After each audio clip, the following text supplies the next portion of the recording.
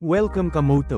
Today mayroon tayong very interesting topic about sa motor na maporma, good specs at affordable, ang Honda CBR 150R. Kung balak mong bumili ng motor na ito, this video is for you. Let's start! Lahat ng impormasyon na kailangan mo sa pagkuha ng cash o hulugan ay makikita mo sa screen, nandyan ng SRP, monthly payment at other details, kaya i-check maigi kung interesado ka sa Honda CBR 150R. Maraming magagandang features ang Honda CBR 150R, gaya ng anti-lock braking system na 2-channel ABS, LED headlight and front winker at ang kanilang new graphics coloring. Naka-full digital meter panel din ito at may tail light and rear winker. Sobrang sulit ng motor na ito sa porma, features at presyo. Mayroon din itong assist, slipper clutch, at powerful na 149cc 6-speed DOHC liquid-cooled engine, converted front suspension, bank angle sensor at gold cast wheel para sa dagdag na porma.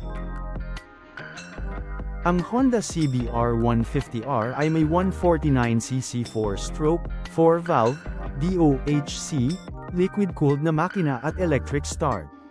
Mayroon itong hydraulic disc brake na may ABS sa harap at likod, pati na rin tubeless na gulong, 180/17M/C sa harap at 130/70/17M/C sa likod na nakakabit sa cast wheel. Ang kabuuang dimensyon nito ay 1983 by 700 by 1090 mm na may 138 kg na timbang, 788 mm na taas ng upuan at 151 mm ground clearance. May 12-liter fuel tank capacity din ito, PGM-FI fuel system at 1.3-liter oil capacity. Ang cambio nito ay may pattern na 1N23456, pababa pataas. Ang Honda CBR 150R ay available sa kulay na winning red.